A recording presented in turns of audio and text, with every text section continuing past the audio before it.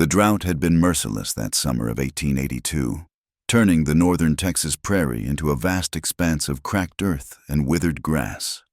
Wind howled through the gaps in the warped wooden walls, carrying dust that settled on everything like a shroud. Eloise McKay stood on a rickety ladder propped against her cabin, hammer in hand, trying to patch another hole in the roof that seemed to multiply with each passing storm. Her calloused fingers fumbled with the bent nails she'd salvaged from old boards. The ladder swayed dangerously as she reached for a loose shingle. She'd been at this since dawn, her brown muslin dress already soaked with sweat despite the early hour. The sun beat down mercilessly, and she squinted against its glare, wishing for the 1,000th time that Samuel had built this cabin better before he'd gone and gotten himself killed over a poker game. A sharp pain shot through her palm as a splinter embedded itself deep into the flesh. She cursed under her breath, words a minister's daughter shouldn't know, let alone speak, and climbed down carefully. The ladder groaned with each step, threatening to give way entirely. Once on solid ground, she examined her hand. Blood welled around the wood fragment, and she knew she'd have to stop for the day. The roof would have to wait. Leaking or not. Inside the cabin, she poured water from the ceramic pitcher into a basin and cleaned the wound. The cool water felt like a blessing against her sunburned skin. As she wrapped her hand with a strip of clean cloth, she noticed the envelope on the rough-hewn table. The First National Bank of Fort Worth. She'd been avoiding it all morning, but now, with nothing else to occupy her hands, she couldn't ignore it any longer. The letter was brief and merciless. Samuel's debts, it seemed, had survived him. $300 by month's end. Or they'd take the land. She laughed bitterly. $300 might as well have been $3,000. The few chickens she kept barely provided enough eggs to trade for flour and coffee in town, where the good Christian folks looked at her sideways and whispered behind their hands about the minister's daughter who'd run off with a gambling man. The sound of hoofbeats interrupted her spiraling thoughts. She moved to the window, peering through the warped glass. A lone rider approached from the west, his silhouette dark against the bleached landscape. Her hand instinctively went to the shotgun propped by the door. Out here, 15 miles from the nearest neighbor. Visitors were rare and rarely brought good news. The rider drew closer, and she could make out more details. He sat his horse with the easy grace of someone who'd spent more time in the saddle than on foot. A wide-brimmed hat shadowed his face, and a worn duster covered his frame. He stopped a respectful distance from the cabin, dismounting with fluid movements that spoke of strength held in careful control. "Ma'am," he called out, his voice low and rough like gravel. "Wondering if I might trouble you for some water. Been riding since yesterday." Eloise hesitated. The safe thing would be to turn him away. A woman alone couldn't afford to take chances. But something in his manner, the way he kept his hands visible, the respectful distance he maintained, made her relent. "There's a well around back," she called through the door. "Help yourself." "Obliged." She watched through the window as he led his horse to the well. The animal was a sturdy paint, well cared for despite the dust coating its hide. The man worked the pump handle with practiced ease, letting the horse drink first before cupping water in his own hands. When he pushed back his hat to splash water on his face, she caught her first clear glimpse of him. He was neither young nor old, perhaps 35 winters behind him. His face bore the deep tan of someone who lived under open skies, with lines etched by sun and weather. But it was the scar that drew her eye. A pale line running from his left temple down to his jaw, cutting through a week's worth of dark stubble. His hair was black as crow feathers, worn longer than was fashionable, and his features held something she couldn't quite place, not quite white. She realized mixed blood, maybe Apache or Comanche. When he'd finished at the well, he didn't mount up and ride on as she expected. Instead, he stood looking at her cabin, his gaze lingering on the damaged roof. She tensed, wondering if she'd made a mistake. He approached the door slowly, stopping well short of the threshold. "Ma'am, don't mean to overstep, but I couldn't help notice your roof needs mending." "I manage fine on my own," she said through the door, pride making her voice sharp. "No doubt you do." His tone held no condescension, just simple acknowledgement. "But I've got time and a fair hand with repairs. Wouldn't ask anything for it. Just seems the neighborly thing." Neighborly. Out here, that word carried weight. It meant the difference between survival and slow defeat. Still, she hesitated. "Why?" she finally asked. He was quiet for a moment. When he spoke, his words were careful, considered. "Been riding a long spell. Sometimes a man needs to build something instead of—" He didn't finish, but she heard what he didn't say. Instead of destroying, instead of running, she opened the door then, shotgun still in hand but pointed at the ground. In the harsh afternoon light, she could see him more clearly. His clothes were worn but clean. His boots rieseled more than once. A Colt revolver sat on his hip, the leather holster shaped by years of use, but it was his eyes that held her, gray as winter storms, carrying a weight of seeing too much. "I can't pay you," she said bluntly. "Didn't ask you to." They stood there, measuring each other across the threshold. Finally, she stepped aside. "There's tools in the shed. I was trying to patch the worst of it, but—" She held up her bandaged hand.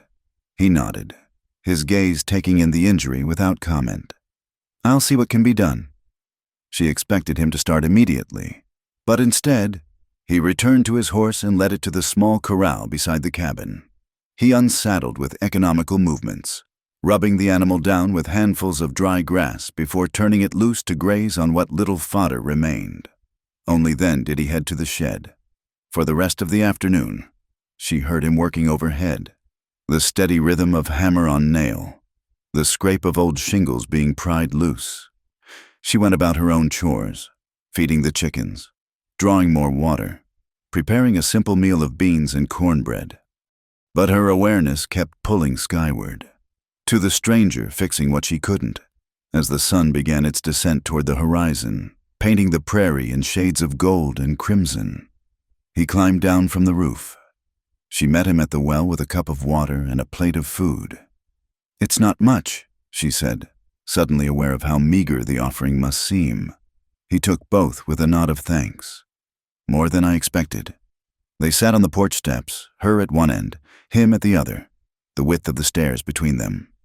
He ate slowly, his movements deliberate. She noticed his hands then, strong and scarred, with the kind of calluses that came from years of hard use. "You're not from around here," she said. It wasn't a question. "No, ma'am, down from Colorado way, long way to ride. Sometimes that's what's needed." She understood that. Hadn't she run far enough herself? From her father's house in Missouri.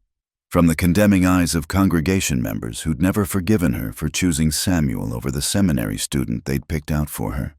When he finished eating, he set the plate aside carefully. "Roof'll hold for now. Needs proper shingles come spring, but the patches should keep the rain out." "Thank you." The words felt inadequate. When was the last time someone had simply helped without expecting something in return? He stood, dusting off his pants. "Saw a good spot to make camp about a quarter-mile north. Close enough if you need anything. Far enough for propriety." The consideration surprised her. Most men wouldn't have thought of her reputation, tattered as it already was. As he gathered his gear and saddled his horse, she found herself speaking. "I'm Eloise McKay." He paused in tightening the cinch, looking back at her. Jonas Reed. The name suited him somehow. Simple, solid. He touched the brim of his hat in farewell and swung into the saddle.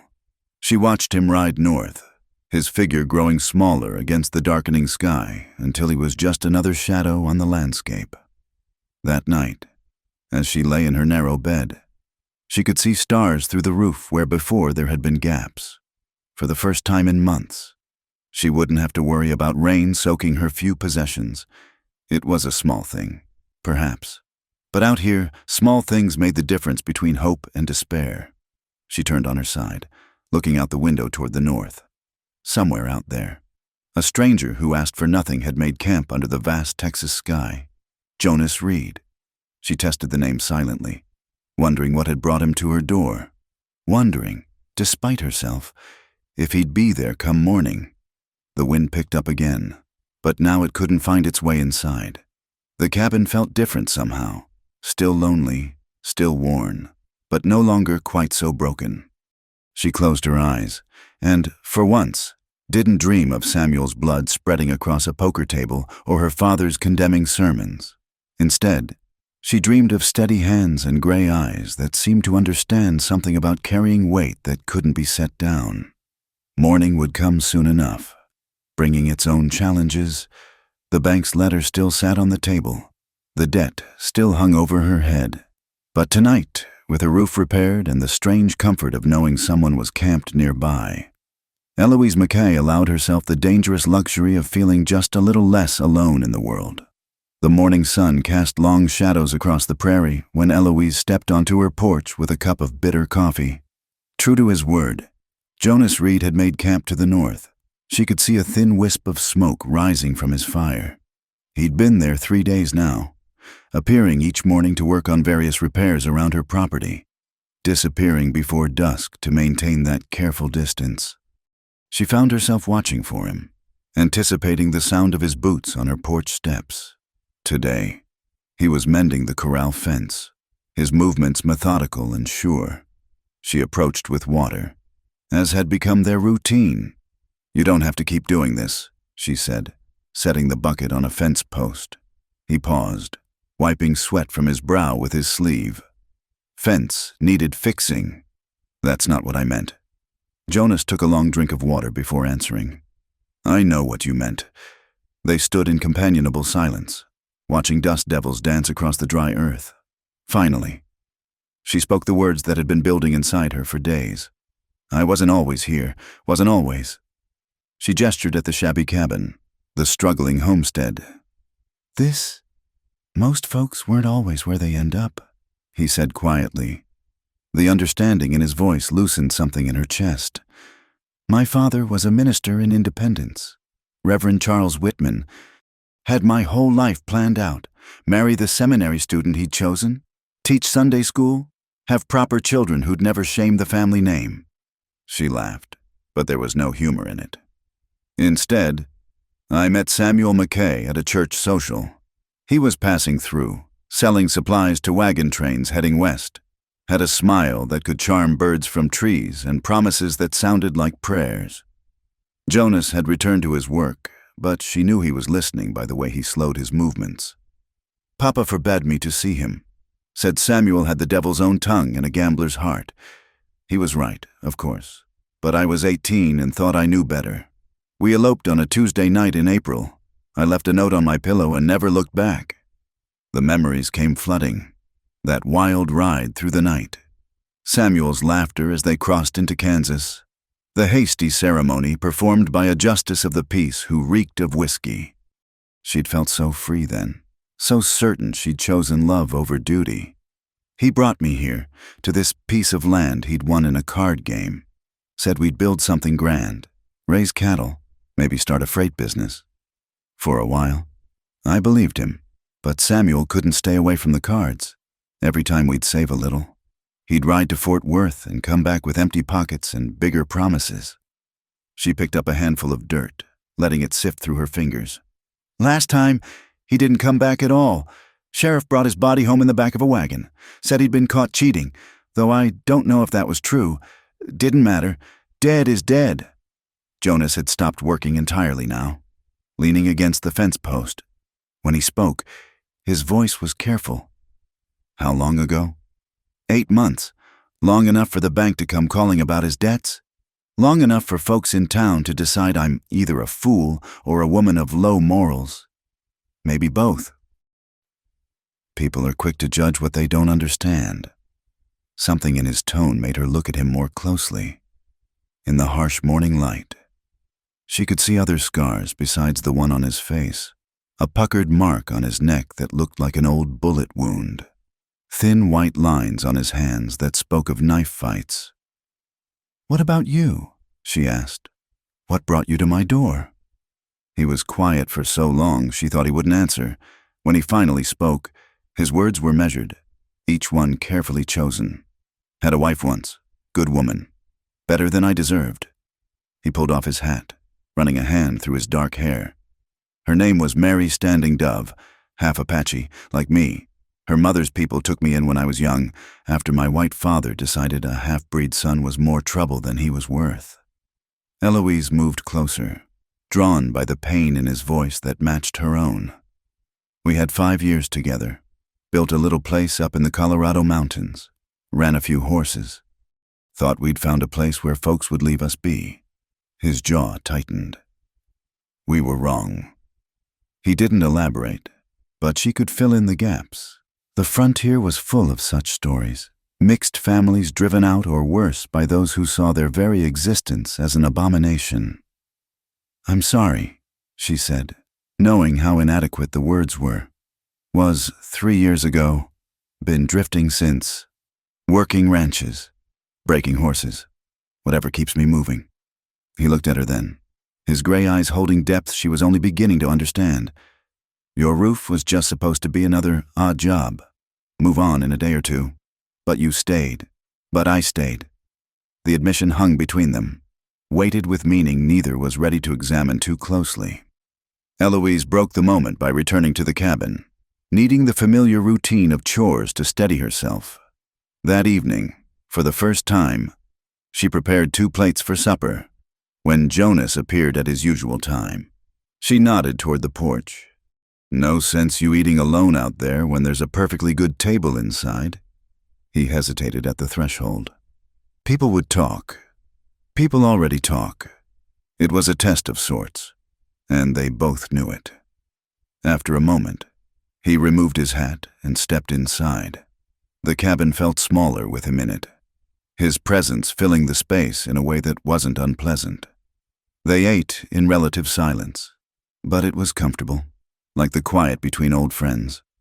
She noticed the way he handled his fork carefully, as if unused to eating at a proper table. After supper, she poured coffee and they sat by the small fire in her hearth.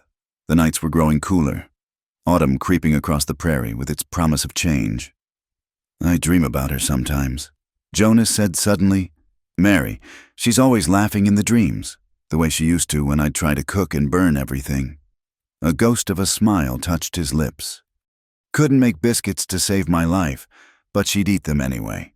Pretend they were good." Eloise understood the need to speak the dead into the room, to give them substance through memory. Samuel used to sing when he was happy. Had a terrible voice, but he'd sing anyway. Irish ballads his mother taught him. Haven't heard music in this house since. They lapsed into silence again, each lost in their own ghosts. Outside, a coyote howled, answered by another in the distance. The sound was mournful and wild, like grief given voice. "I should go," Jonas said finally. Standing at the door, Eloise found herself reaching out, her hand briefly touching his arm. "Thank you for listening, for understanding." He looked down at her hand, then up at her face. Something passed between them, not desire exactly, but recognition. 2 damaged souls seeing themselves reflected in another's eyes. After he left, Eloise sat at her small table and pulled out the journal she'd kept sporadically since Samuel's death. By candlelight, she wrote, September 15th, 1882. "The stranger continues his work, though I have long since stopped thinking of him as a stranger. Jonas Reed carries his grief like I carry mine, quietly, constantly, a weight that shapes every movement. Today he spoke of his wife, and I understood that some losses carve out hollow spaces that never quite fill. No matter how much time passes, there's comfort in being understood without having to explain. Perhaps that's why he stays, why I let him. We're both exiles in our own way, cast out from the lives we thought we'd live. Is it wrong to find solace in shared sorrow? The minister's daughter in me says yes, but that girl died the night she ran away with a gambling man. The woman I am now just feels grateful for the company of someone who doesn't flinch from the truth of what I've become." That night, she dreamed not of the past but of quiet evenings by the fire, of conversations that didn't need words, of the simple peace of not being alone. When she woke to the sound of rain pattering on her newly mended roof, she smiled in the darkness. Jonas Reed had given her more than just repairs. He'd given her the gift of being seen without judgment, known without shame. Tomorrow would bring its own challenges. The bank's deadline loomed, and she had no miracle forthcoming. But tonight, knowing he was out there in the darkness, keeping his quiet vigil, she felt something she hadn't experienced in months. Hope, not for grand changes or sudden rescues, but for the small grace of human connection in a hard and lonely land. The rain continued to fall, gentle and steady, and not a drop came through the roof. It seemed like a promise, though of what she couldn't yet say. The bankman arrived on a Tuesday morning, his black suit incongruous against the dusty landscape. Eloise watched from her window as he climbed down from his hired buggy, brushing imaginary dirt from his vest with fastidious movements. Mr. Pemberton, she remembered from his previous visit, a man who wore his authority like an ill-fitting coat. Mrs. Mackay, he called out, not bothering to approach the door like a civilized visitor. I trust you've had adequate time to review our correspondence. She stepped onto the porch, back straight, chin lifted. And you have the payment? I need more time. His smile was thin as paper. Time, Mrs. Mackay, is a luxury the bank cannot afford. You have 2 weeks remaining. After that, we'll be forced to execute foreclosure proceedings. From the corner of her eye, she saw Jonas pause in his work at the well. He didn't approach, didn't interfere, but his presence was a steady anchor in the humiliation of the moment. This land isn't worth $300, she said. You know that as well as I do. The land's value is immaterial. Your late husband's debt stands regardless. Pemberton's gaze swept over the property dismissively. Though I suppose a woman in your circumstances might find other means of settling accounts. The insinuation hung in the air like a poisonous cloud. Eloise's hands clenched into fists, but she kept her voice level. Good day, Mr. Pemberton. He tipped his hat mockingly and climbed back into the buggy. As the vehicle departed, kicking up clouds of dust, she remained on the porch, trembling with suppressed rage. That evening, Jonas built his fire closer than usual, just beyond the corral where she could see it from her window. She understood the gesture. He was keeping watch without overstepping. When full dark fell, she wrapped a shawl around her shoulders and walked out to join him. He'd set up a small camp with military precision. Bedroll, saddle, a few cooking implements. Simple, efficient, ready to move at a moment's notice. The life of a man who'd learned not to put down roots. She sat across from him, the fire between them casting dancing shadows. You saw. Hard not to. He's right, though I don't have the money. Won't have it in 2 weeks either. Jonas fed another piece of wood to the fire. There's always choices. Are there? She laughed bitterly. I could go back to my father, beg forgiveness, let him parade me before his congregation as a cautionary tale. I could take Pemberton's implied offer, though I'd rather burn the place down first. Or I could just walk into the prairie and keep walking until... Don't! His voice cut through her spiral, sharp with an emotion she couldn't name. Whatever you're thinking, don't! They sat in silence while the fire crackled and sparked. Finally, Jonas spoke again, his words slow and careful. There's talk in these parts about Cherokee land opening up for settlement. Governments pushing them out again, offering grants to white settlers willing to farm it. He poked at the fire with a stick, not meeting her eyes. Man could claim a piece, maybe make something of it. A man could, not a woman, not without a husband. No, not without a husband. The weight of what he wasn't quite saying settled over them like a blanket. Eloise stared into the flames, her mind racing. It would be a business arrangement. Nothing more. A practical solution to practical problems. So why did her heart beat faster at the thought? I couldn't ask that of you, she said finally. You're not asking. She looked at him then. Really looked. In the firelight, the planes of his face seemed carved from stone. But his eyes held something softer. Not pity, she couldn't have borne that, but understanding. Why would you do such a thing? He was quiet for a long moment. Mary used to say I was better at fixing broken things than leaving them be. Maybe she was right. He paused, then added quietly, maybe I'm tired of drifting. A coyote howled in the distance, answered by another. The sound seemed to release something in Eloise, a tension she'd carried so long she'd forgotten it was there. People would talk, she said, echoing his earlier words. Let them. She stood abruptly, needing movement, needing space to think. But as she turned to go, she felt compelled to say one more thing. Jonas, I'm grateful, but I need you to know, I cared for Samuel, despite everything. But I didn't.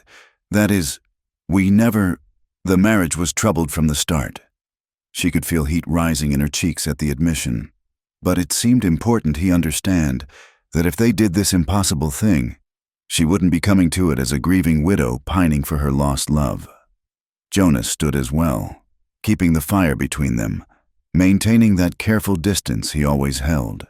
Man would be a fool to expect something that wasn't freely given.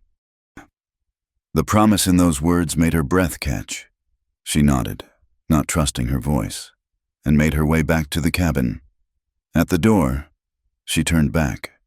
He stood watching her, a dark silhouette against the dying fire. That night, sleep eluded her. She lay in her narrow bed, staring at the ceiling he'd repaired, thinking about choices and chances. Outside, she could hear the usual night sounds, wind through grass, the distant bark of prairie dogs, the creak of the windmill. But underneath it all, she was aware of him out there, keeping his steady vigil. She rose before dawn and made coffee, strong and black. When the first light touched the horizon, she took a cup out to him. He was already awake, had likely been awake all night, sitting by the cold ashes of his fire. If we do this, she said without preamble, I need to know something. Your wife, Mary, do you still love her? He looked up at her, his gray eyes clear despite the sleepless night. Part of me always will. Same as part of you will always carry your husband, good and bad. He stood, accepting the coffee with a nod of thanks. But the dead don't need our whole hearts. They only need our remembrance. It wasn't poetry, but it was truth, and truth was what she needed. There's a circuit preacher comes through Millerville first Sunday of each month, she said. That's 4 days from now. I'll be ready. They stood there as the sun broke the horizon, painting the prairie in shades of gold and rose, not touching, not speaking further, but something had shifted between them. A decision made, a course set. Later that morning, Jonas rode out, saying he had business in town. Eloise used the time to take inventory of her life.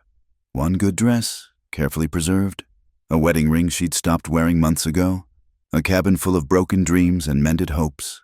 Not much to bring to a marriage, even one of convenience. But as she worked through her daily chores, she found herself humming, not Samuel's Irish ballads, but an old hymn from her childhood. There is a balm in Gilead, she sang softly, to heal the sin-sick soul. Maybe that's what this was. Not love, not yet, perhaps not ever, but healing of a sort. Two broken people choosing to face the prairie's hardships together rather than alone. It wasn't the romance she'd dreamed of as a girl, but she was no longer that girl. She was a woman who'd learned that sometimes survival itself was its own kind of grace. When Jonas returned near sunset, he carried a small wrapped package. For Sunday, he said simply, handing it to her. Inside was a length of blue calico, enough for a dress. Nothing fancy, but new and clean and chosen with care. She held it up to the fading light, admiring the small printed flowers scattered across the fabric. It's beautiful, she said, meaning more than just the cloth. He nodded and turned to go, but she called him back, moving before she could lose her nerve. She reached up and touched the scar on his face, her fingers gentle against the raised line. We're quite a pair, aren't we? Both of us marked by our past. He stood very still under her touch, then slowly covered her hand with his own. Scars mean we survived. That's something. For a moment they stood frozen, her hand against his face, his hand covering hers. Then, as if by mutual agreement, they stepped apart. "Sunday," she said. "Sunday." He agreed.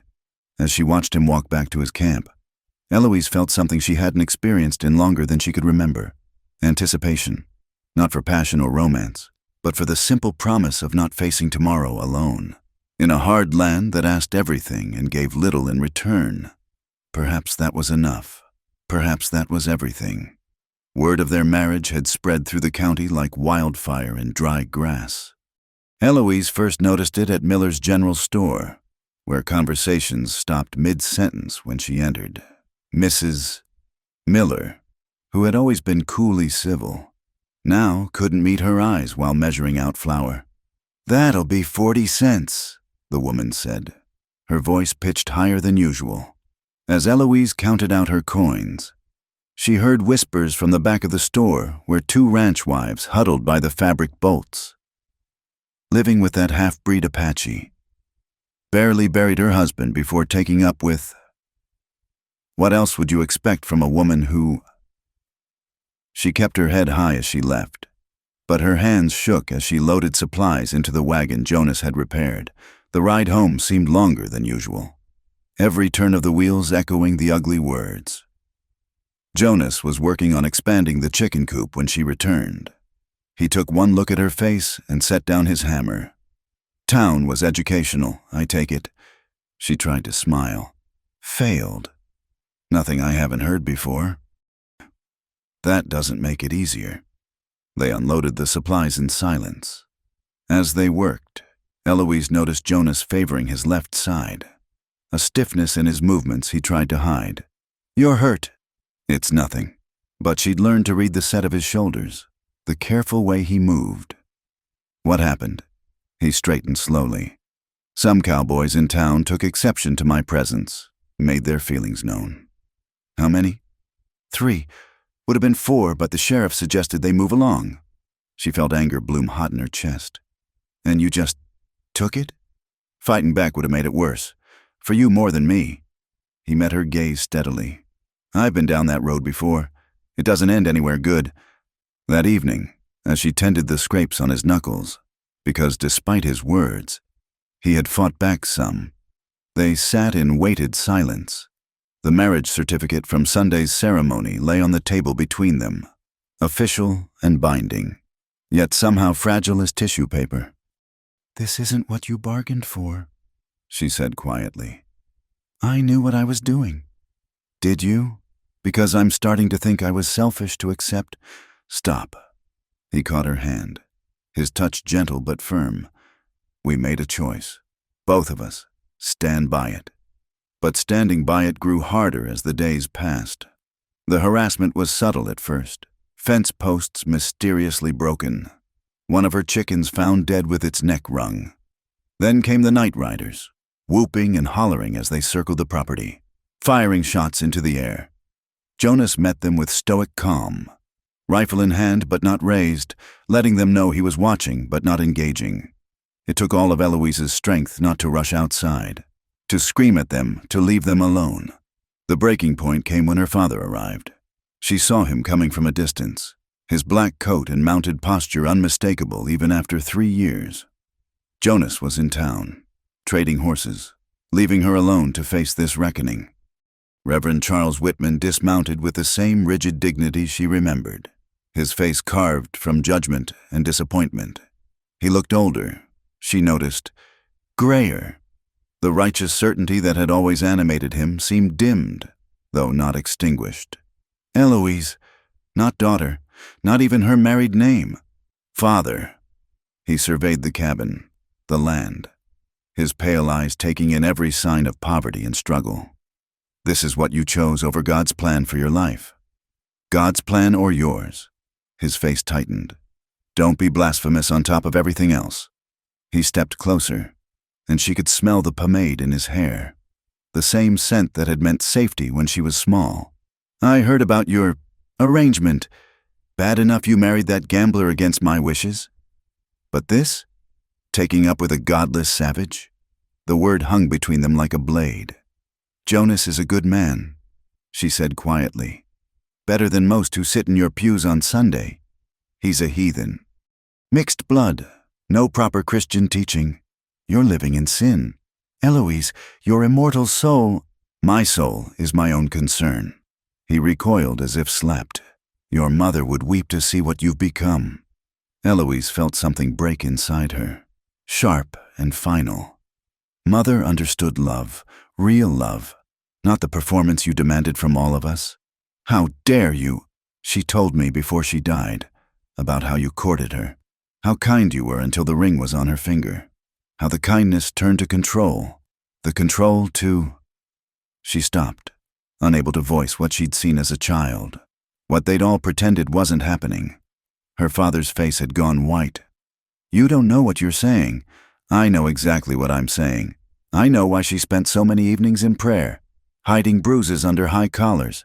I know why she cried when she thought we were asleep. Eloise stepped forward, trembling but resolute. At least Samuel's cruelties were honest. He didn't hide them behind scripture. The slap came fast, the sound cracking across the prairie silence. Eloise touched her cheek, tasting blood where her teeth had cut her lip. You are no daughter of mine, he said, his voice shaking with rage. You're dead to me, do you understand? Dead to God.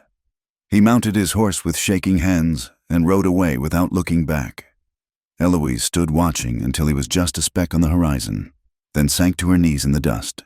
That's how Jonas found her an hour later, still kneeling, tears long since dried. He dismounted quickly, scanning for danger before crouching beside her.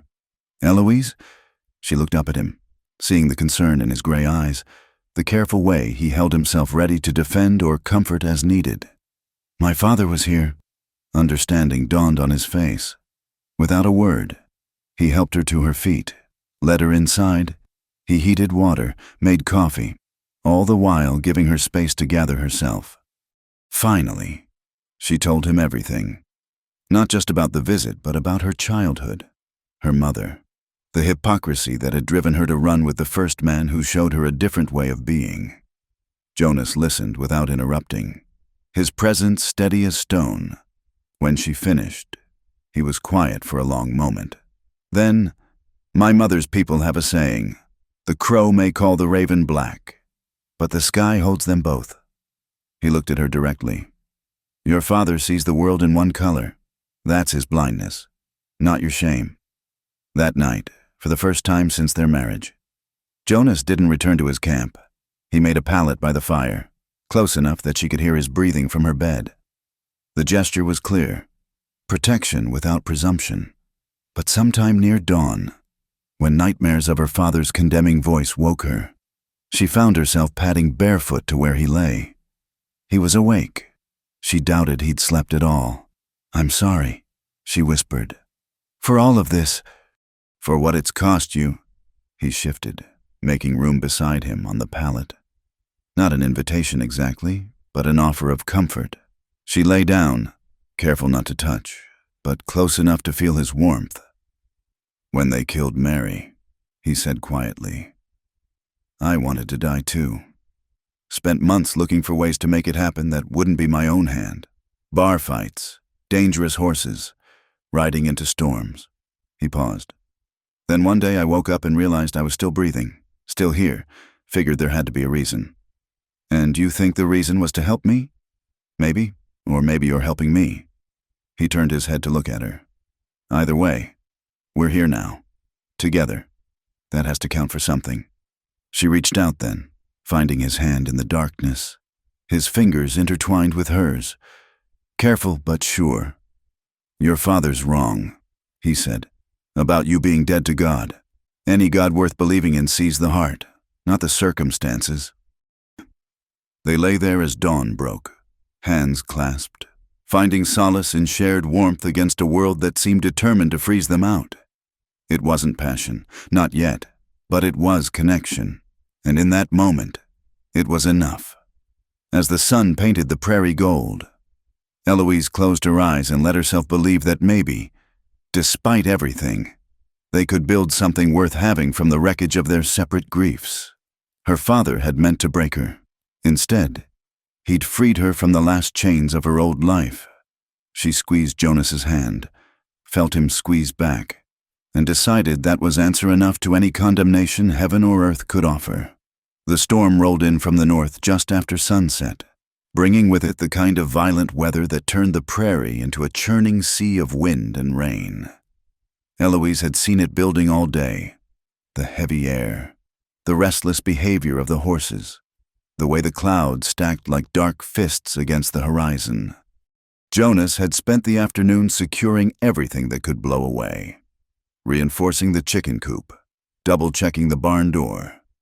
Now they sat in the cabin as the first fat raindrops began to fall, the air between them charged with more than just the approaching storm. "It'll be a bad one," he said, watching lightning fork across the sky through the window. She nodded, trying to focus on the mending in her lap, but her hands wouldn't steady. Ever since that night by the fire when they'd held hands until dawn, something had shifted. They moved around each other with new awareness, careful not to touch, yet hyper-conscious of every near miss. Thunder crashed overhead, so loud it shook the walls. The rain came then in earnest, hammering the roof he'd repaired, turning the world outside into a gray blur. Wind howled through the gaps in the walls like a living thing. "We should move away from the windows," Jonas said, standing, as if to emphasize his point. Something crashed outside, a piece of fence. Maybe, or the old water trough. They retreated to the center of the cabin, near the hearth where the fire flickered wildly in the changing air pressure. Another crash of thunder. And suddenly, Jonas was there, his arms around her as she startled. "Sorry," she gasped. "I'm not usually—" "Nothing wrong with respecting a storm," he said, but he didn't let go. They stood frozen in the flickering firelight, her back against his chest, his arms protective around her. She could feel his heartbeat, rapid despite his calm voice, could smell the leather and horse and something uniquely him. "Eloise," her name was barely a whisper against her hair. She turned in his arms, looking up at him. In the dancing light, his gray eyes were almost black, filled with a hunger that matched her own. She reached up, touched that scar on his face that had become so dear to her. "I dream about you," she confessed, the words pulled from her by the wildness of the storm, the safety of his arms. "Every night since—" He silenced her with a kiss that was nothing like she'd imagined, not gentle or tentative, but desperate. Months of careful distance exploding in an instant. She met him with equal fervor, her hands tangling in his dark hair, pulling him closer. They broke apart, breathing hard, staring at each other in shock at the intensity of what had just happened. "Eloise, you don't have to," he started, but she pressed her fingers to his lips. "Don't," she said fiercely. "Don't make this about obligation or gratitude. Not this." Lightning illuminated his face, showing her the war between desire and honor playing out in his expression. She made the choice for both of them, pulling his head down for another kiss, pouring into it all the loneliness, all the need, all the growing feeling she hadn't dared name. This time when they parted, something had been decided. Without words, they moved together toward her small bed, shedding clothes with trembling hands. The storm outside echoing the storm within. In the aftermath, they lay entwined beneath the quilts, skin cooling as the thunder moved on across the prairie. Jonas traced lazy patterns on her bare shoulder, his touch reverent. "I didn't plan this," he said quietly. "I know." She turned to face him, studying his features in the dim light. "Are you sorry?" "No." The word was immediate, fierce. "Never— You?" Instead of answering with words, she kissed him again, slow and deep. When she pulled back, there were tears on her cheeks. "What is it?" Concern colored his voice as he wiped the moisture away with his thumb. "I thought I'd forgotten how to feel this. Thought Samuel had killed it in me. Or maybe it was never there to begin with." She caught his hand, pressed it to her heart. "But with you—" "I know," he said, and she believed he did.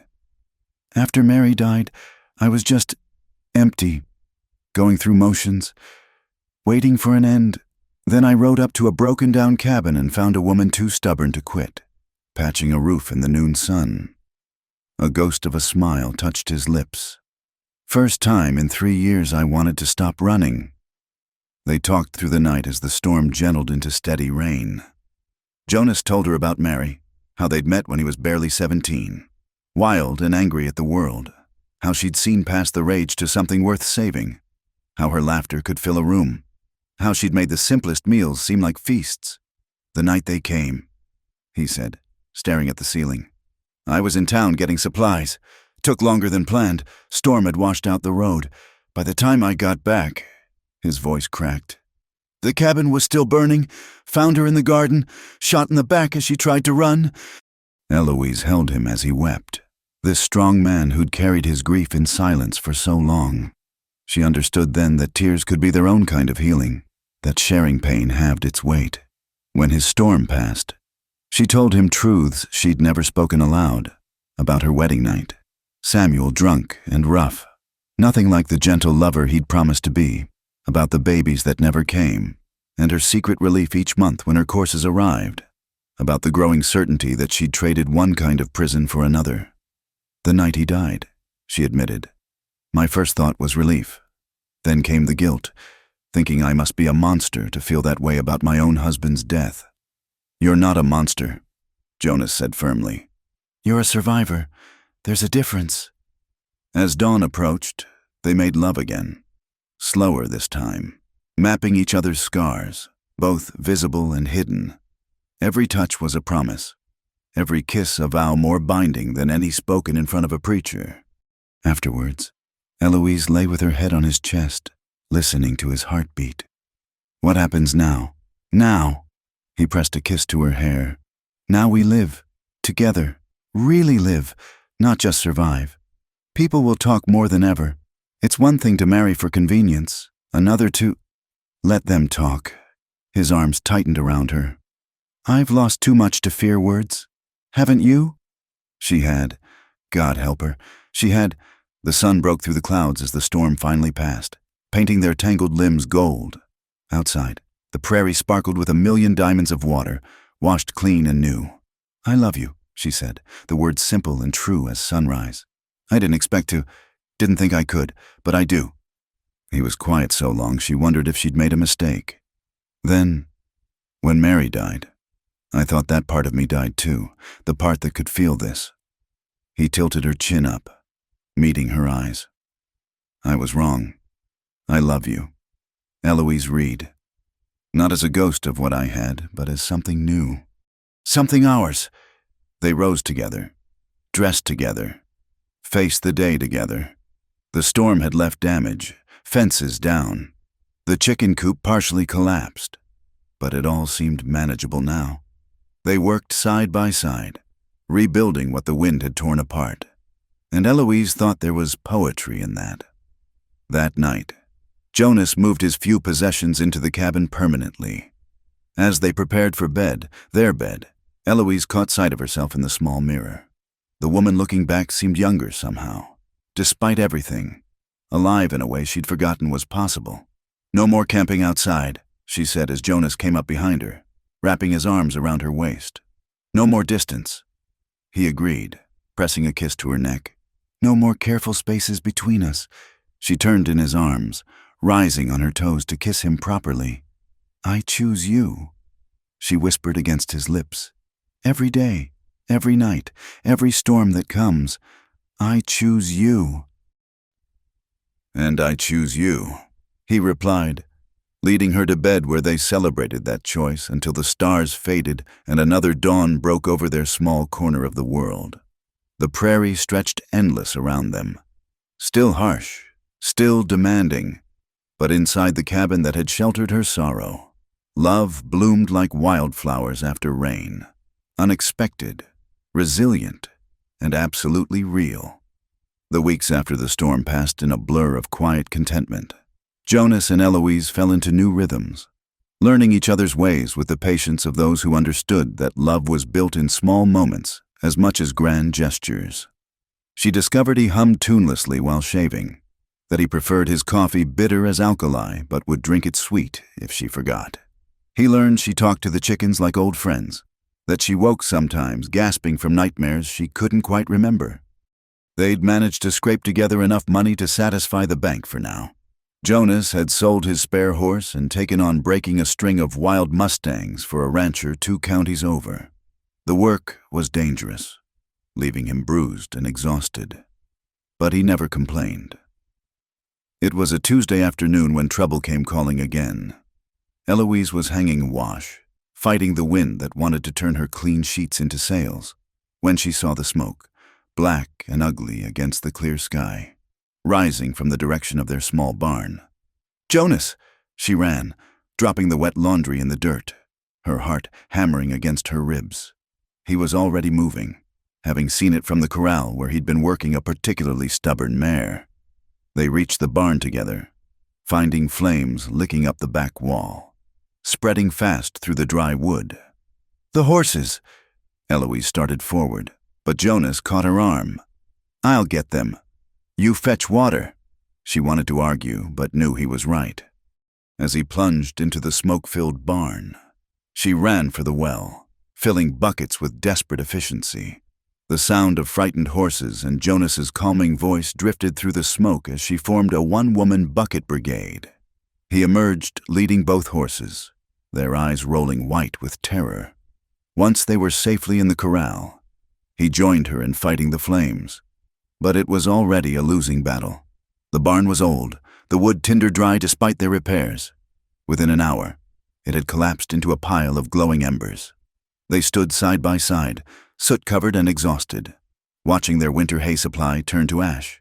Jonas's left arm hung at an odd angle, and she could see blisters forming on his hands. "Your arm?" "Dislocated. Mare knocked me into the wall getting her out." He tried to make light of it, but she could see the pain etched in the tight lines around his mouth. "Sit," she ordered, guiding him to the porch steps.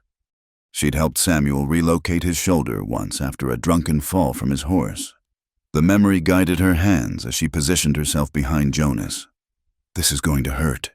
"Can't hurt worse than—" His words cut off in a grunt of pain as she pulled and rotated in one smooth motion. The joint slipped back into place with an audible pop. "Better?" He flexed his fingers experimentally. "Better, thank you." As she tended his burns with cool water and salve, a terrible certainty settled in her stomach. This wasn't an accident. Jonas's jaw tightened. "No." She thought of the night riders, the whispers in town, the way even the minister had refused to look at her last Sunday. "They want us gone that badly." "Not us, me." His voice was flat, matter of fact. "Without the barn, we can't shelter the horses properly come winter, can't store hay, makes the place near worthless for ranging. Then we rebuild."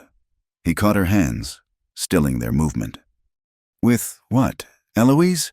We're barely keeping ahead of the bank as is." She wanted to argue, to rage against the unfairness of it all. Instead, she found herself studying his face, the weariness there, the weight of being hated for nothing more than the blood in his veins. "I won't let them drive you away," she said fiercely. "Not when I just found you." That night, they sat on the porch watching the last embers die, sharing a bottle of whiskey Jonas had been saving. The alcohol burned away some of the day's bitterness, leaving them loose-limbed and honest.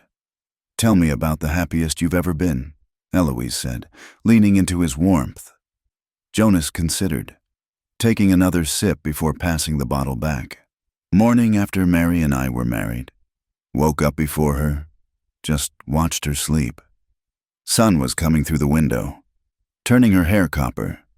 She had flour on her cheek from making biscuits the night before. A sad smile touched his lips. I remember thinking I'd finally found my place in the world, right there beside her. And now?" He turned to look at her, his gray eyes serious in the moonlight. "Now I think maybe a man can find more than one place, if he's lucky enough." She kissed him then, tasting whiskey and smoke and the promise of resilience. When they broke apart, she offered her own memory. 3 weeks ago, that morning you taught me to fish in the creek. I'd never held a pole before. Father said it wasn't ladylike." She smiled at the memory.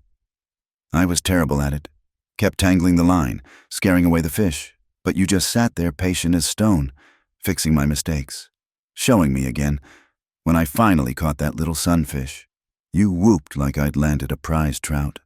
You were so proud, he murmured. Insisted on cleaning it yourself. Made a mess of that too, but you ate it anyway, bones and all. Swore it was delicious. She took his hand, threading their fingers together. That's when I knew I loved you.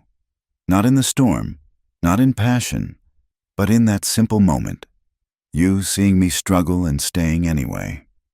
They finished the bottle in companionable silence, then made their way inside, as had become their habit.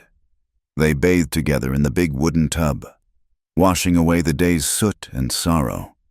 The water was barely warm, but Jonas's hands were gentle as he worked soap through her hair, and she returned the favor, careful of his injuries. Later, in bed, they came together with desperate tenderness. Every touch felt precious, stolen from a world that wanted to tear them apart. Eloise mapped his body like territory she was claiming, memorizing each scar, each sensitive spot that made him gasp. He worshipped her in return, whispering endearments in English and Spanish and what might have been Apache, until language dissolved into pure sensation. Afterwards, they lay tangled and breathless, sweat cooling on their skin. Jonas traced patterns on her back. She thought they might be Apache symbols, protection against evil. I won't leave, he said suddenly. Want you to know that, no matter what they do, I won't run again. She raised herself on one elbow to look at him. I know. Do you? Because if staying means you get hurt. She silenced him with a kiss. We've both been hurt before, survived it. We'll survive this too. He pulled her close, and she felt him press words against her hair. Maybe a prayer, maybe a promise. Outside, coyotes called to each other across the darkness, and the wind whispered secrets to the grass. But inside their small cabin, love made its own shelter against the hostility of the world. Dawn found them still entwined, reluctant to let go even in sleep. When Eloise finally woke, she watched Jonas's face in the early light, seeing echoes of his story about Mary. She understood now how he'd felt, that sense of finding home not in a place, but in a person. The barn was gone, their savings depleted, winter coming on fast. By any practical measure, they were worse off than before. But as Jonas stirred and smiled at her, sleepy and unguarded, Eloise felt richer than she'd ever been. Morning, he murmured, voice rough with sleep. Morning, she replied, and kissed him just because she could. Later there would be work, salvaging what they could from the barn's remains, figuring out how to shelter the horses, facing whatever new troubles their neighbors might bring. But for now, in the gentle morning light, they had this, skin against skin, heart against heart, two souls who'd found in each other the strength to keep standing. It was, Eloise thought as Jonas pulled her closer, more than enough reason to fight for what they'd built. Let them come with their torches and their hate. Love had made her fierce in ways that would have shocked the minister's daughter she'd been. And Jonas, steady, patient Jonas, had proven he'd face hell itself before letting her go. Together, they were becoming something neither had been alone, unbreakable. The night they came, the first frost of autumn had painted the prairie silver. Jonas had been restless all day, checking the horizon more than usual, hand straying to his rifle. Some instinct honed by years of survival warned him, but there was nowhere to run, nowhere to hide. This was their land, their stand. They struck just after midnight, 6 riders with torches and liquor-loud voices, faces covered with flour sacks cut with eye holes, cowards' masks for cowards' work. Reed, get out here, Breed. Time you learned your place. Jonas was already moving, pushing Eloise back from the window. Stay inside. No matter what happens, stay inside. Jonas, no! But he was gone, stepping onto the porch with his rifle cradled casual-like, as if midnight visits from masked men were commonplace. Which, for a man like him, perhaps they were. Evening, gentlemen. His voice carried that dangerous calm she'd come to recognize. Bit late for social calls. This ain't social. She recognized that voice. Tom Garrett from the Double K Ranch, who'd spat at her feet in town last week. "You've been warned to move on. Tonight we make sure you understand." Through the window, Eloise saw them spread out, surrounding the cabin. Her hands shook as she reached for Samuel's old shotgun, checking the load. "My wife and I aren't going anywhere," Jonas said evenly. "This is our land, legal and proper. Your wife's a race traitor," another voice snarled. "And you're an abomination. No place for either of you among decent folk." The first torch arced through the air, landing on the roof. Then another. Jonas fired, the shot echoing across the prairie, and one of the torches fell short. But there were too many. Coming too fast. "Eloise, water buckets!" Jonas shouted, backing toward the door. She was already moving, grabbing the buckets they'd kept ready since the barn fire. Together they fought the spreading flames, but the riders kept circling, throwing more torches, whooping like demons. Then Jonas grunted and stumbled. In the dancing firelight, she saw the dark stain spreading across his shirt. "No!" She dropped her bucket, catching him as he fell to one knee. "Keep fighting the fire," he gritted out, but she could hear the pain threading through his voice. Instead, she raised the shotgun and fired both barrels at the nearest rider. The buckshot scattered wide, but it was enough to make them pull back momentarily. "The woman's got teeth," someone laughed. "Maybe we should teach her some manners too."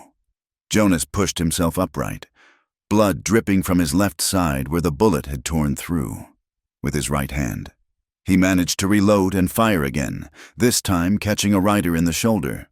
The man screamed and nearly fell from his horse. "That's enough."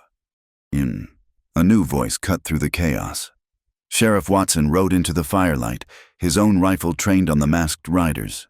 Behind him came two deputies. "Everyone stand down, now." For a moment, violence teetered on a knife's edge. Then Garrett spoke. "Just teaching the breed his place. Sheriff, no law against that. There's law against arson and attempted murder." Watson replied coldly. "All of you, masks off. Want to see who I'm arresting? You wouldn't dare." Watson fired into the air. "Try me." Slowly, reluctantly. The riders pulled off their masks. Eloise recognized them all. Ranchers, cowboys, men she'd nodded to on the street, neighbors. They called themselves good Christian folk. "Get off this property," Watson ordered. "Any of you come back, I'll see you hanged for it. That's a promise." They left, but not before Garrett looked straight at Jonas. "This isn't over. Breed. Sheriff can't protect you forever." As the hoofbeats faded, Jonas finally let himself collapse. Eloise was there to catch him, easing him to the ground while Watson organized his deputies to fight the remaining fires. "How bad?" the sheriff asked, crouching beside them. Eloise had torn open Jonas's shirt, revealing the ugly wound along his ribs. "Needs a doctor." Watson's expression was grim. "Doc Morrison won't come. Not for—" He didn't finish. "Then I'll tend him myself." She looked up at the sheriff. "Why did you come? Not that I'm not grateful, but—" "Anonymous note. Said there'd be trouble tonight." He studied Jonas, who was barely conscious. "Got a feeling I know who sent it. There's some in town who don't hold with mob justice, even if they keep quiet about it."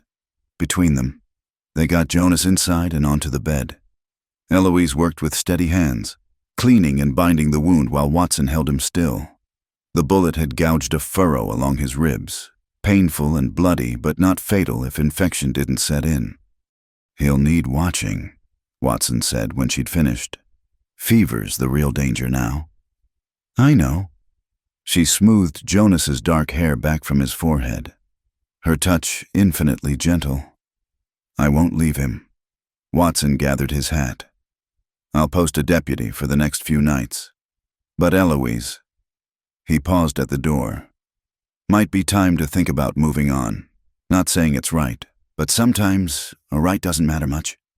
After he left, Eloise barred the door and returned to Jonas's side.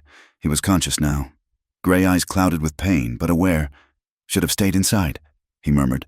"Hush." She brought water, helped him sip. "Save your strength." "Eloise." His hand found hers, grip weak but determined. "If something happens—" "Nothing's going to happen. You're too stubborn to die on me." A ghost of a smile touched his lips. Learned from you. For 3 days, she barely left his side. The fever came as Watson had predicted, turning Jonas's skin burning hot. He thrashed and muttered, sometimes in English, sometimes in Spanish or Apache. She bathed him with cool water, forced willow bark tea between his lips, held him when the chills shook his body. On the second night, Samuel Brown appeared at her door. The elderly black man had a small farm 10 miles east, kept to himself mostly, but he carried a leather pouch of herbs. "My Louise heard what happened," he said simply. "These helped when I took sick last winter. Thought they might do your man some good." It was the first kindness anyone had shown them in weeks. Eloise nearly wept. Thank you. Thank you. We outcasts got to look after each other," Samuel said with a sad smile. "Isn't nobody else going to?" The herbs helped. By the 4th day, Jonas's fever broke. He woke clear-eyed to find Eloise asleep in the chair beside the bed, her hand still clasping his. The sight of her, exhausted, unwashed, but steadfastly there, made his throat tight. "Hey," he whispered. Her eyes flew open. "Jonas, do you need water, food? Are you in pain?" "Shh," he squeezed her hand. "I'm all right, thanks to you." She did cry then, all the fear and exhaustion of the past days pouring out. He pulled her onto the bed beside him, holding her as best he could with his injuries. "I thought I was going to lose you," she sobbed. "Just when I'd found you? Takes more than a few cowards in masks to kill me," he said into her hair. "I promised I wouldn't leave you. Meant it." They lay together as the sun rose, neither speaking of what came next, but both knew things had changed. The attack had crossed a line. Next time, and there would be a next time, someone would die. That evening, as Jonas slept, Eloise penned a letter. Not to the law or the newspapers. Who wouldn't care about violence against a mixed-blood man and his white wife? Instead, she wrote to the only person she could think of who might help, her mother's sister in California, who'd scandalized the family by marrying a Jewish merchant. "Dear Aunt Ruth," she began, "I find myself in desperate circumstances." It was a slim hope, but it was hope nonetheless. And as she sealed the letter, watching Jonas breathe steadily in their bed, Eloise knew she'd fight with everything she had to protect this love they'd built. The world wanted to tear them apart, but the world hadn't reckoned with the fierce determination of a woman who'd already lost everything once. She wouldn't lose again. 3 months later, Eloise stood at the edge of their new land, watching the sun rise over unfamiliar mountains. The journey from Texas had been long and difficult, but Aunt Ruth's money had made it possible, enough to pay off the bank and start fresh in New Mexico territory, where mixed families were more common and the past could be left behind. Jonas rode up beside her, sitting his horse with the easy grace she loved. The scar from the bullet wound was still pink against his ribs, but he'd healed well, stronger for having survived. "Ready?" he asked, reaching down to touch her shoulder. She looked back at the wagon loaded with their few possessions, then ahead to the small valley where they'd build their new home. "Ready?" They'd claimed land near a settlement called Havens Creek, populated by an unlikely mix of former slaves, Mexican farmers, displaced Indians, and other outcasts from proper society. Their nearest neighbors would be the Chavez family, Miguel and Rosa, who'd welcome them with warm smiles and fresh tortillas, as they worked together to set up their temporary camp. Eloise marveled at how different it felt. No hostile stares, no whispered condemnations, just people trying to build lives in a hard land, united by their shared status as outsiders. That evening, as they sat by their fire under stars that seemed brighter than any in Texas, Jonas pulled something from his saddlebag. "Been working on this," he said, almost shy. It was a ring, carved from white bone and polished smooth. Simple but beautiful, with tiny symbols etched around the band. "My mother's people believe circles hold power," he explained. "No beginning, no end. Eternal." He took her left hand, sliding the ring onto her finger next to the plain gold band from their hasty wedding. Wanted you to have something from that part of me, the part I'm learning not to hide. Eloise traced the symbols with wondering fingers. What do they mean? Strength, hope, two hearts joined as one. He paused. And this one means new life, new beginnings. She looked up at him then, seeing her own joy reflected in his gray eyes. That last symbol, it's fitting, more than you know. Understanding dawned on his face. Eloise, are you 3 months along, near as I can figure? She placed his hand on her still flat belly. I wanted to be sure before I told you. He pulled her into his arms, holding her like she was made of spun glass. A baby, he whispered, wonder and fear mixing in his voice. Our baby. Are you happy? Happy? He pulled back to look at her, and she saw tears on his cheeks. I thought Mary's death killed any chance of being a father, thought that future died with her, but you, he cupped her face in his hands. You keep giving me back pieces of myself I thought were lost forever. They made love there under the stars, slow and tender, mindful of the new life growing between them. Afterward, they lay wrapped in blankets, planning their future with the optimism of those who'd survived the worst and come out stronger. I want to open a school, Eloise said. These children here, they need education same as anyone. Maybe more. And I'll raise horses, Jonas added. Already talked to Miguel about breeding his mares with that Mustang stallion I caught. Good bloodlines for this country. They talked until the fire burned low. Dreams spinning out like thread. A real house with wooden floors. A garden. Maybe more children. A life built on love instead of mere survival. The next weeks passed in a blur of construction and community. Jonas and several neighbors raised the walls of their cabin in a single day, everyone working together. Rosa Chavez taught Eloise about the medicinal plants that grew in the high desert. The Washburn family, freed slaves from Georgia, shared their expertise in growing crops in difficult soil.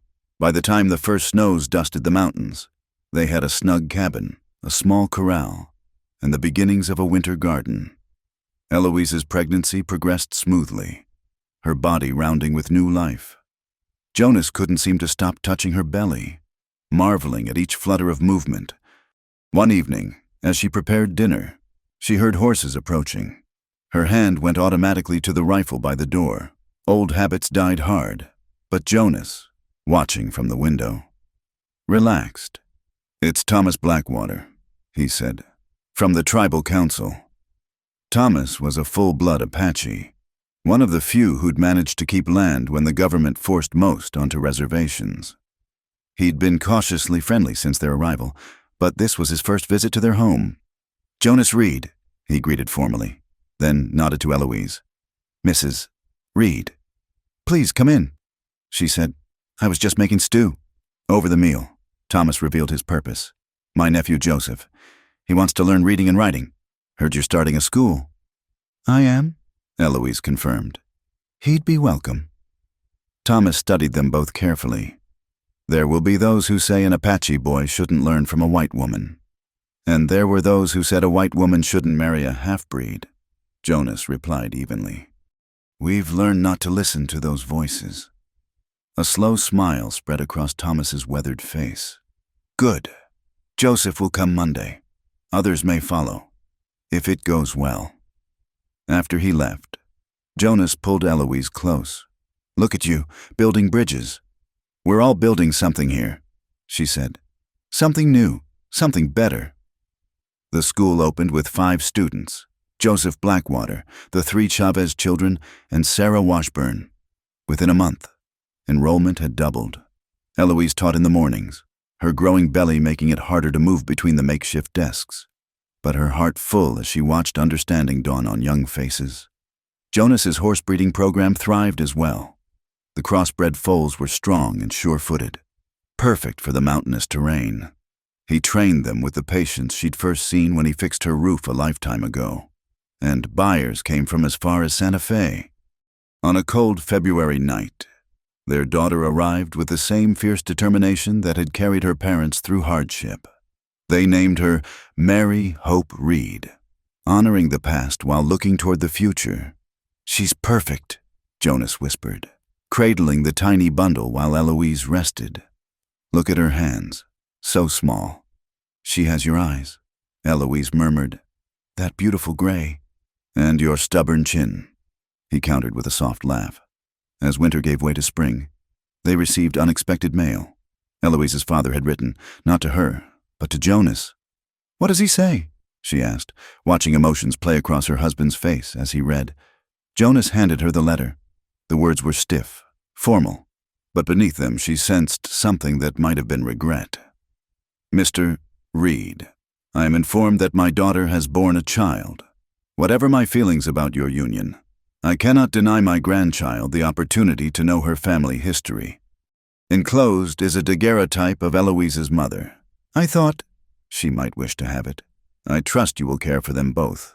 Reverend Charles Whitman." Eloise stared at the image of her mother, young and lovely, before life with a hard man had dimmed her light.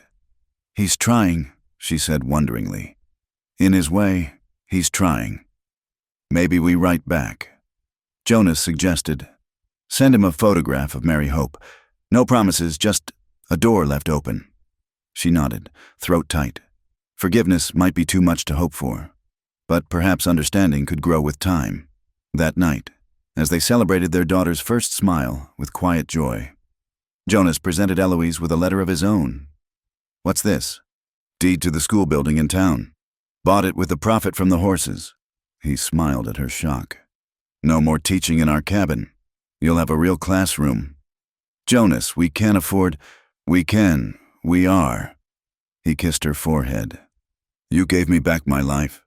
Eloise, let me give you your dream." As spring bloomed across their valley, painting the desert in unexpected colors, the Havens Creek School officially opened. Above the door, a sign carved by Jonas's own hands read, "All children welcome." The ceremony was simple but moving. Their diverse community gathered, bringing food and small gifts. Thomas Blackwater offered a blessing in Apache. The Chavez family sang. Sarah Washburn recited a poem she'd written about learning to read, standing there with Mary Hope in her arms and Jonas beside her. Eloise felt the last shadows of their old life fade away. They'd built something beautiful from the ashes of pain, a love that had weathered storms, a family that defied convention, a community that embraced difference. That evening, as they sat on their porch watching the sun paint the mountains gold, Jonas took her hand. No regrets. Eloise thought of the hard road that had brought them here, the loneliness, the violence, the fear. Then she looked at their daughter sleeping peacefully, at the man who'd appeared at her door like an answered prayer she hadn't known she'd spoken, at the life they'd carved out through sheer determination and love. "None," she said firmly. "Not one." He brought her hand to his lips, kissing the twin rings she wore, one for the hasty marriage of convenience, one for the true bond they'd forged in fire and tenderness. "I love you, Eloise Reed," he said, as he did every evening, like a benediction. "And I love you, Jonas Reed," she replied, as she always did, sealing the promise anew. The stars emerged one by one in the vast western sky, bearing witness to their quiet happiness. Somewhere a coyote called, answered by another, not mournful now, but wild and free. Inside, their daughter stirred, making the soft sounds of contentment that new babies make. And on the prairie where they'd first found each other, an empty cabin with a mended roof stood testament to how far two broken souls could travel when they chose to walk together. The wind sang through its walls, carrying their story across the wild lands, whispering of love that bloomed in unlikely soil and flourished against all odds. In Havens Creek, they'd found more than refuge. They'd found home. Thank you so much for listening to this tale of love and survival in the Old West. I'm curious, where in the world are you enjoying this story from? Please subscribe to Wild West Campfire and share your thoughts about Eloise and Jonas's journey in the comments below. Your feedback means the world to us.